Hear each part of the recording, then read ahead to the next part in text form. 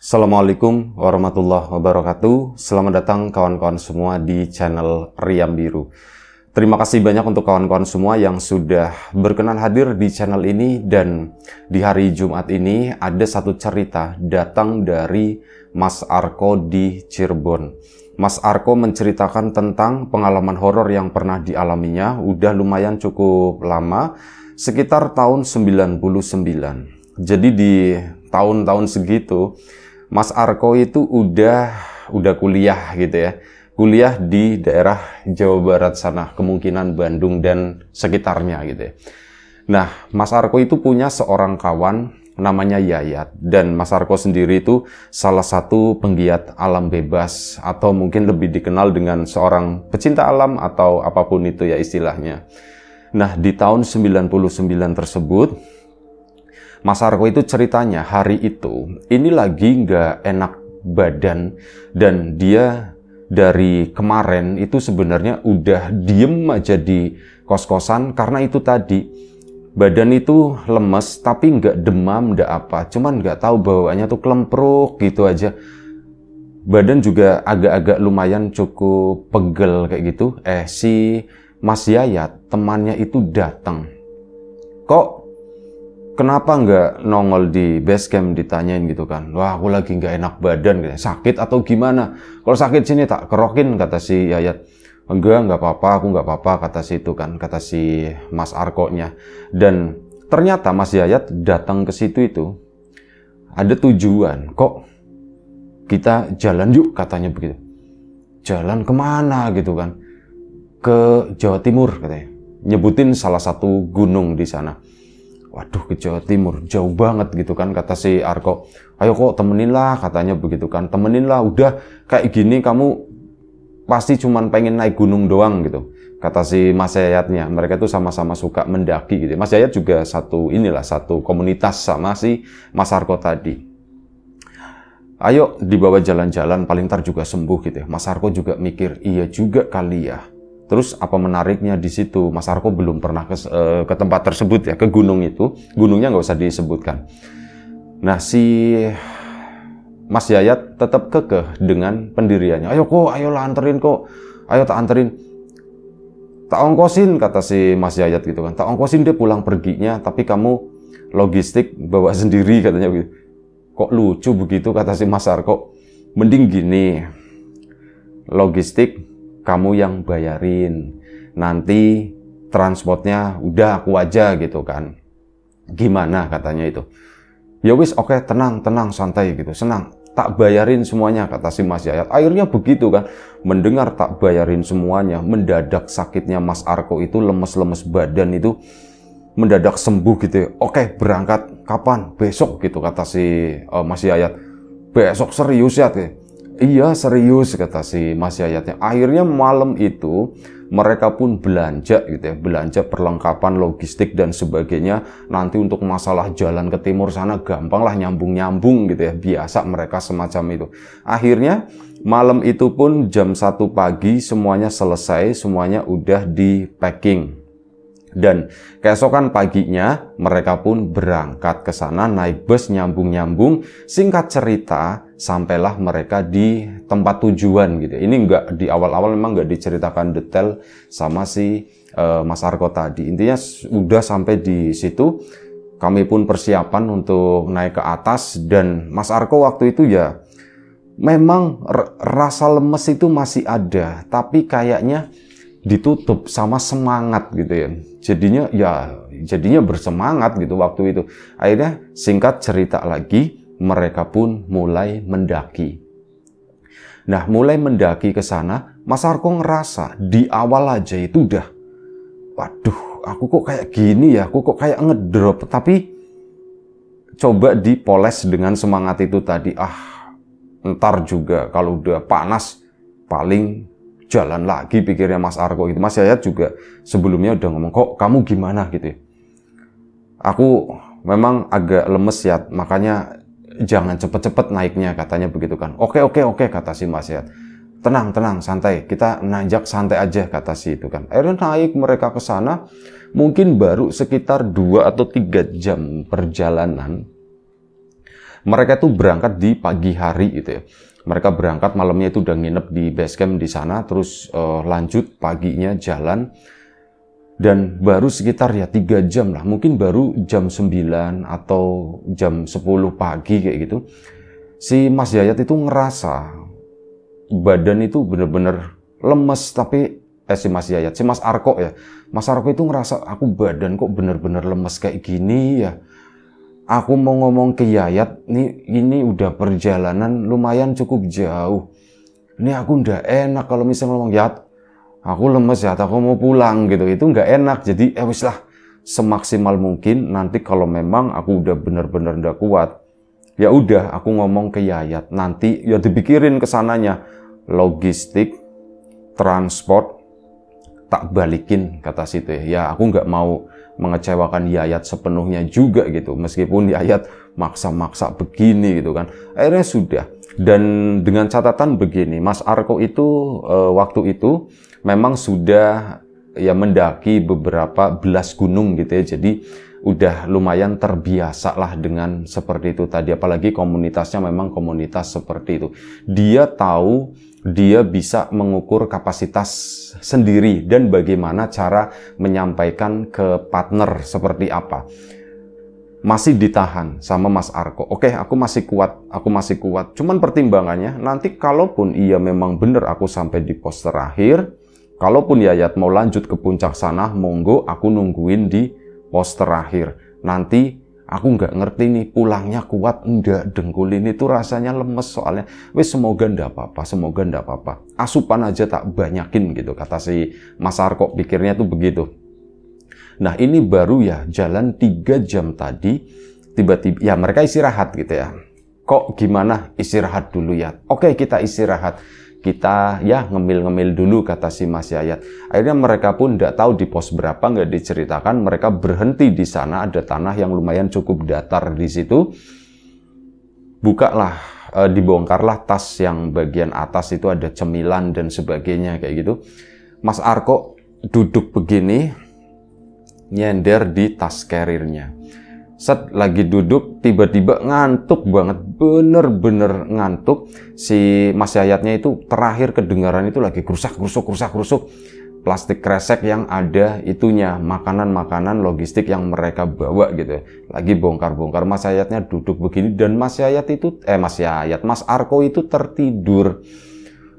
Bener-bener nggak inget apapun. Wis pokoknya aku pules, bener-bener pules, les gitu ya. Aku tuh enak banget tidurnya. Bangun-bangun itu apa? Aku bangun itu malam hari kata si Mas Arko. Bener-bener aku kebangun, aku perasaan baru tidur itu ya nggak lama-lama banget gitu ya. Nyaman banget, enak banget tidur itu, bener-bener kayak orang yang lagi capek ketemu kasur itu udah nikmat banget kan. Hawanya sejuk lagi, wis pokoknya kayak gitu bayangannya Mas Arko. Dan dia tuh tidur nyaman banget, bangun-bangun begitu melek begini itu nggak kelihatan apapun gitu. Duh, kok gelap gitu kan. Mas Arko nyariin sesuatu gitu. Dia apa? Memang benar-benar gelap banget waktu itu. Kayak nggak ada cahaya sedikit pun gitu. Mas Arko berpikiran, apa mataku buta atau gimana? Kok aku nggak lihat apapun. Santer di tas gitu kan yang atas ini. Dia kan tidur masih nempel ya tasnya ya, disenderin doang begini. Ini dicari-cari, nah ini senter diambil, cep nyala, alhamdulillah. Aku nggak buta, pikirnya si Mas Arko. Cuman, kok ini udah malam? Aku berapa jam tertidur di situ? Si Mas Yayat sendiri, si Mas Arko sendiri nyariin Yayat kemana?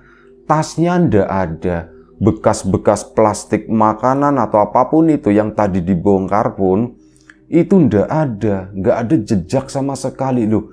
Yayat kemana gitu kan? Dicariin, Yat, dipanggil-panggil begitu kan. Ya Mas Arko juga takut juga. Ini adalah kalaupun mendaki solo, mendaki sendirian. Ini baru pertama kali kata si Mas Arko. Aku belum pernah dan gak berani untuk itu mendaki sendirian.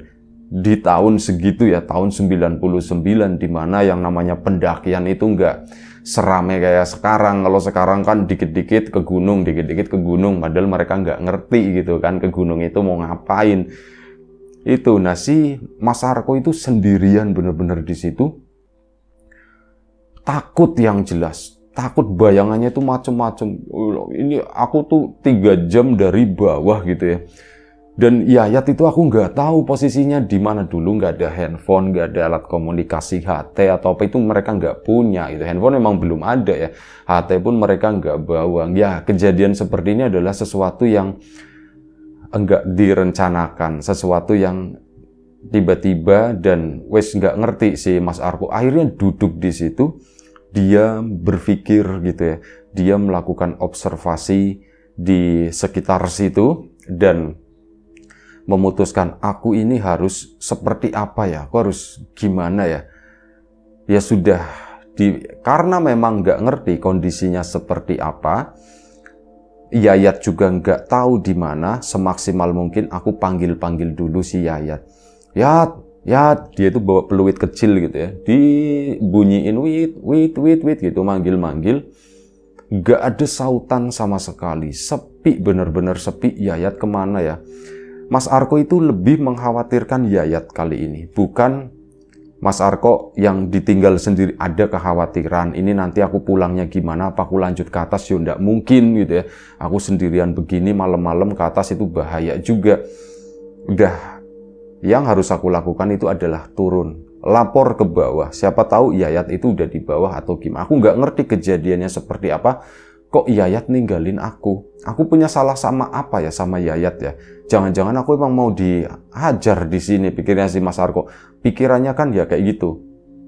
Dalam kondisi terdesak semacam itu, pikirannya tuh udah macem-macem. Yang positif, yang negatif, cenderung yang negatifnya. Tapi Mas Arko melawan itu semuanya. Mas Arko pun masih posisi duduk, dan akhirnya Mas Arko itu mulai bangun. Nah, saat bangun dia pun udah, aku turun ke bawah aja, paling ya naik sekitar 3 jam kalau ndak salah tadi, turun-turun mungkin lebih cepat lah, bisa 2 jam gitu. Dan kondisinya Mas Arko pada saat itu juga udah enakan badan, itu tenaga itu udah balik lagi meskipun dari siang belum makan ya. Ini gelap kan, senter dikeluarin. Mas Arko pun turun ke bawah, duk pelan-pelan ke sana.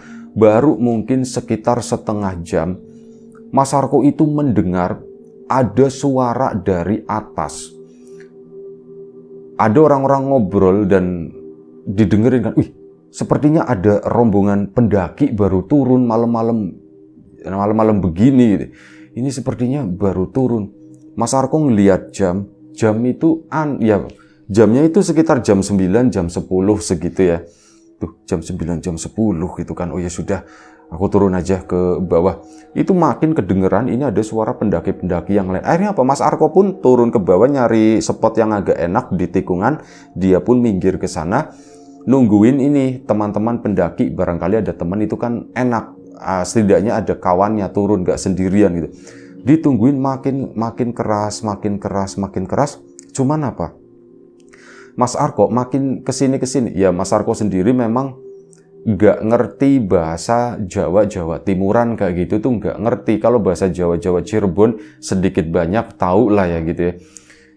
Ini nggak ngerti sama sekali. Mereka tuh ngomong apa sih ya, kayak ngobrol-ngobrol gitu ya. Cuman nggak ngerti, kok nggak nyampe pikirnya Mas Arko.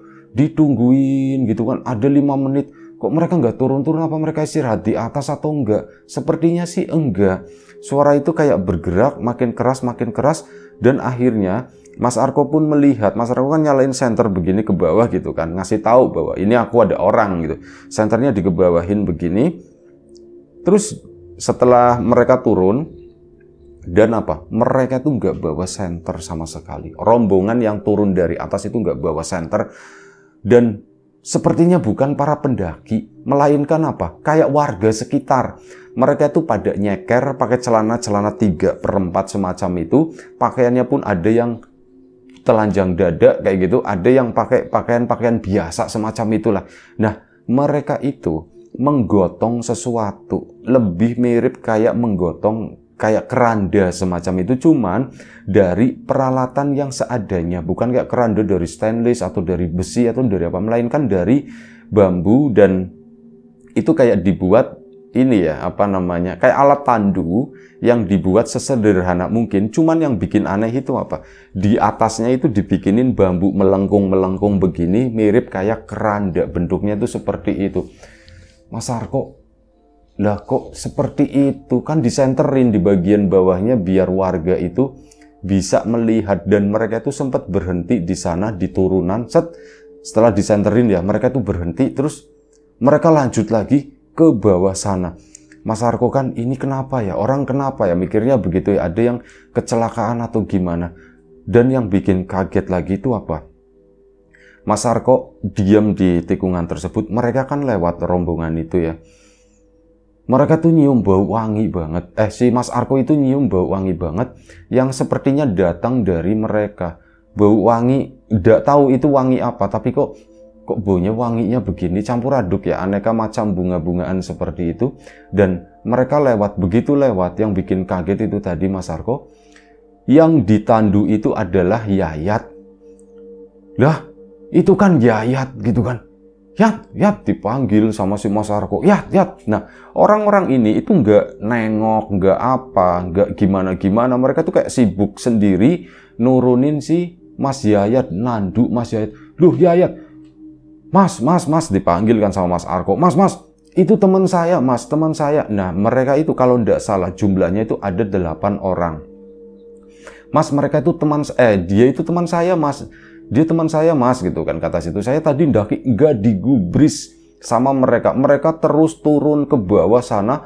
Mas Arko pun ngikutin mereka itu. Ya sambil ya udahlah biarin aja, mungkin mereka capek, nggak mau ngegubris atau gimana, biarin aja, yang penting Yayat turun. Cuman masalahnya ini kenapa? Yayat itu kenapa? Dan Mas Arko sempat nyariin ini tasnya Yayat juga kemana? Kok dia nggak bawa tas apapun? Dia cuman kayak pakai jaket gitu ya. Terus terbaring di sana, matanya merem, tangannya tuh begini kayak mirip orang udah mati gitu. Mas Arko kan pikirannya wah kemana-mana gitu kan, mana apa? Ada sesuatu yang aneh lagi tuh begini kata Mas Arko. Mas Arko kan di belakang, ini kan mereka turun ya, jadi mereka di depan, posisinya di bawah. Ini disenterin sama si Mas Arko. Disenterin begini, cuman kayak kadang disenterin bukannya tambah terang, tapi malah seolah-olah kayak menghilang gitu. Loh, kok disenterin nggak kelihatan ya malah ya. Sudah biarin aja lah kata si Mas Arko. Akhirnya fokus ke bagian bawah, ke bagian jalan, membantu mereka turun juga. Akhirnya ke sana diikutin adalah mungkin sekitar 1 jam. Tiba-tiba ada sebuah tikungan lagi slab yang ketutup sama vegetasi, nggak kelihatan. Mereka kan udah duluan dan mereka itu turunnya lebih cepat dari Mas Arko. Cepet banget kayak trap sambil ngobrol-ngobrol bahasa yang Mas Arko sendiri tuh nggak ngerti. Saat berada di tikungan slab, Mas Arko kan ngejar gitu kan ke sana. Rombongan itu tuh tiba-tiba hilang. Loh kok hilang? Kok nggak ada gitu kan? Loh mereka kemana? Mereka hilangnya kemana? Dikejar gitu sama Mas Arko agak sedikit lumayan cepat lagi. Tetap nggak ketemu. Mungkin udah turun sekitar 15 menit ngejar itu ya ke bawah sana. Bener-bener gak ketemu, hilang. Mas Arko pun berhenti di situ. Ini kenapa sih ya? Aku udah pikirannya itu sebenarnya udah ada curiga. Apa mungkin aku tidur dari siang, bangun malam, dan apa mungkin Yayat itu ninggalin aku? Kayaknya nggak mungkin deh Yayat itu ninggalin, bener-bener ninggalin. Aku nggak dibangunin sampai berjam-jam seperti itu. Kayaknya nggak mungkin. Dipikir-pikir, apa aku punya masalah sama Yayat ya? Apa aku pernah nyakitin hatinya atau gimana? Apa dia punya dendam sama aku? Apakah ini upaya pembunuhan atau gimana ya? Ini dipikirin dan nggak ketemu juga sama si Mas Arko. Terus kenapa seperti ini? Jangan-jangan, aduh gitu kan. Aku memang pernah mendengar mitos di gunung ini tuh banyak kayak gitu, banyak mistis-mistisnya, banyak klinik-kliniknya. Apa aku dibawa ketarik ke alam yang sebelah atau gimana? Kepikiran di situ. Mas Arko pun akhirnya duduk doang di sana di pojokan itu, dan Mas Arko melihat pertama ada bunyi kayak batu-batu kerikil kecil, kecak-kecak gitu turun. Terus Mas Arko kesana kan gelap ya, mata itu nggak ngelihat. Ini kayak ada suara langkah kaki jelek Jelek seperti ada seorang pendaki yang lagi turun. Mas Arko pun nyalain senternya. Disenterin. Itu Yayat. Yayat lagi turun, jelek ke bawah. Cuman apa?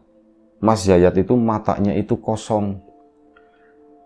Dipanggil-panggil sama Mas Arko. Yat gitu kan. Yat. Dia itu diem aja sampai dipegangin begini, digoyang-goyang sama si Mas Arko. Yat, wih, kamu kenapa Yat? Kamu kenapa? Ditampar gitu kan. Teplak gitu. Kanan kiri teplak berapa kali sama si itu.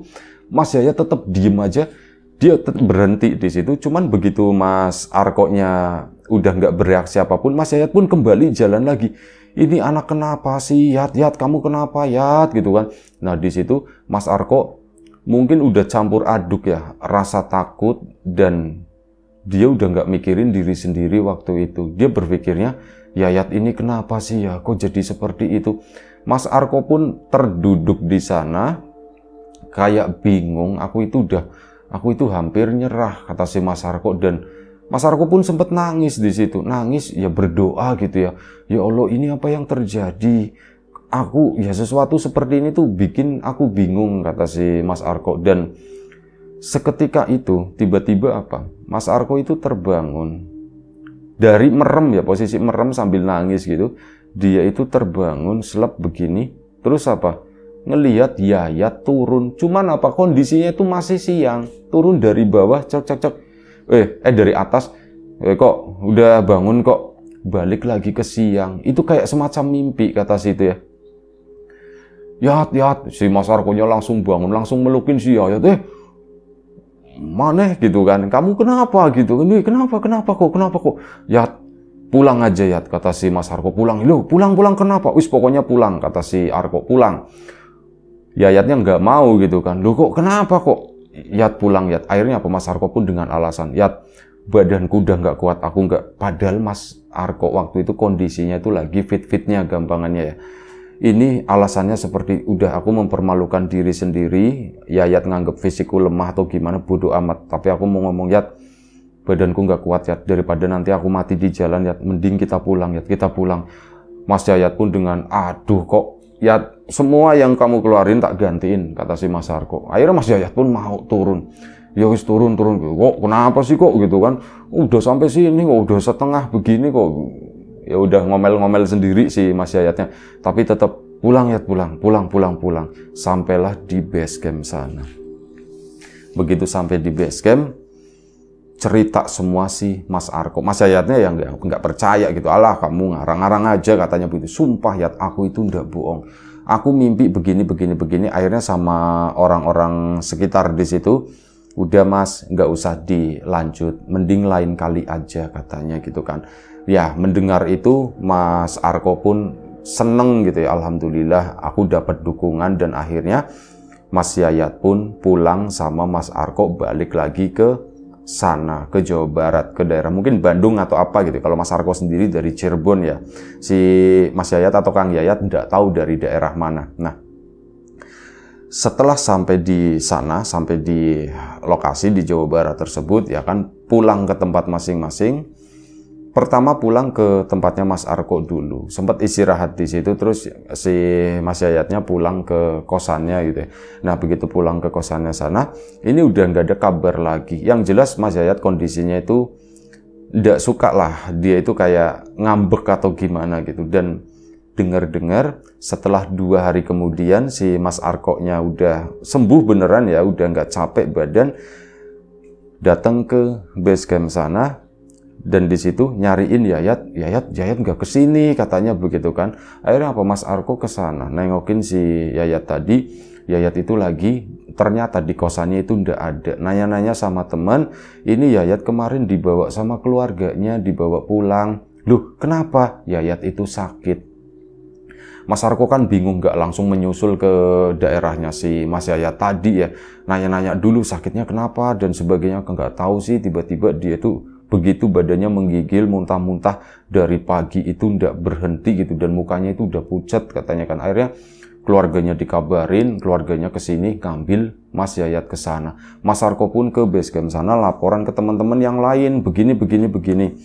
Aku kemarin waktu naik ke sana itu ngalamin begini gitu kan. Ya sudah, yuk kita ke tempatnya si Yayat. Akhirnya ada sekitar 6-7 orang.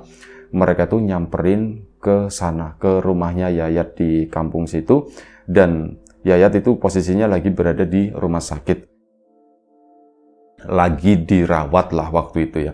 Setelah dirawat di sana ya ditemenin sama Mas Arko juga. Dan 3 hari kemudian Mas Yayat itu meninggal. Mas Yayat itu udah kuat dengan kondisi tersebut. Ini kan masih menjadi misteri, sesuatu yang Mas Arko sendiri itu juga ndak tahu. Dan cerita ini juga belum sampai ke keluarga. Mas Arko bingung, aku mau cerita seperti ini, gimana ya? Ada rasa takut juga nanti aku disalahin atau gimana. Cuman akhirnya ada perwakilan, ada seniornya Mas Arko, itu perwakilan cerita ke keluarganya Mas Yayat. Jadi begini Pak Bu, ini terakhir kemarin Yayat itu pergi sama Arko ke Jawa Timur, ke satu gunung di sana, dan mereka itu nggak pernah sampai puncak. Baru belum ada setengah, tapi mereka memutuskan balik. Diceritakan semua pengalaman-pengalamannya Mas Arko di sana, yang dia tertidur tiba-tiba bangun malam, Yayat itu udah nggak ada, dicariin, terus ada orang bawa keranda, ternyata isinya itu Mas Yayat. Dan ya begitu, Mas Arko akhirnya bangun, cuman ternyata di siang hari, dan Yayat itu baru datang ke situ. Kok udah bangun kok? Dan waktu itu kurang lebih si Mas Arko sendiri tidur itu nggak lama gitu ya. Tidur nggak lama, paling sekitar 10 menit lah segitu doang. Terus udah akhirnya mereka tuh pulang begini-begini. Dan kondisinya Yayat waktu itu memang masih sehat. Bahkan sampai pulang ke kosannya terakhir Mas Arko gitu ya. Yayat kondisinya juga masih baik-baik aja. Cuman setelah pulang ke kosan sana, yaitu kata teman-teman kosannya, si Mas Yayat itu tiba-tiba badannya itu demam, muntah-muntah, akhirnya ngontek keluarga bawa sini, dibawa pulang. Tapi Mas Arko sendiri nggak tahu penyakitnya itu apa gitu ya. Tapi yang jelas ada di organ dalam kayak gitu, itu yang mengalami kerusakan lah, intinya semacam itu. Dan ya akhirnya Mas Yayat sendiri itu nggak kuat. Mas Arko pun bingung, apa yang dia saksikan malam itu sebuah firasat, sebuah pertanda atau gimana, atau dari awal apakah Mas Arko sama Mas Yayat itu punya kesalahan dan akhirnya menjadikan hal semacam itu terjadi gitu ya. Apakah kesalahan itu kesalahan secara sains gitu ya, salah makan, salah beli produk atau apa, atau ada hubungannya sama sesuatu yang klinik, sesuatu yang mistis yang berhubungan dengan gunung tersebut. Itu masih jadi tanda tanya sampai sekarang. Mas Arko juga ya ndak tahu gitu ya. Yang jelas sangat kehilangan tentu saja. Dan Mas Arko itu ya tentu saja merasa bersalah. Tapi di situ juga diceritakan, saya itu sebenarnya juga lagi sakit, tapi Yayat tiba-tiba datang ke situ. Yayat yang maksa-maksa buat nemenin mau naik gunung. Ya sudah tak paksain Pak Bu, saya ke sana, makanya saya di tengah jalan itu tertidur. Itu sebenarnya saya itu udah mau pulang, udah nggak kuat banget kata si itu ya, tapi tak paksain, wis lah nggak apa-apa, sekuatnya semampu, sampai bener-bener saya itu udah nggak bisa, udah memutuskan untuk ini nggak lanjut gitu, baru saya akan minta pulang. Dan ternyata ada kejadian seperti itu. Akhirnya ya tak paksa pulang. Ya saya juga nggak ngerti bakal ada kejadian seperti ini. Itu aja. Terima kasih Mas Arko di Cirebon atas ceritanya. Kawan-kawan di rumah juga terima kasih banyak atas support dan dukungannya. Lupa promo bawang gorengnya Wiji, yang sudah memesan terima kasih banyak, yang belum ditunggu pesanannya. Doa terbaik dari kami untuk kawan-kawan semua, semoga selalu diberi kemudahan dalam hal apapun, termasuk kemudahan dalam hal rezeki. Yang sakit segera diberi kesembuhan, yang sehat tetap dijaga kesehatannya. Terima kasih support dan dukungannya apapun itu. Kawan-kawan subscriber, kawan-kawan membership, kawan-kawan yang udah kasih support dalam bentuk super thanks ke Riam Biru, terima kasih banyak. Yang udah ngasih like, yang udah nge-share ke yang lainnya, yang udah ninggalin komentar juga terima kasih banyak. Sampai jumpa lagi, jaga kesehatan kawan-kawan semuanya. Assalamualaikum warahmatullahi wabarakatuh.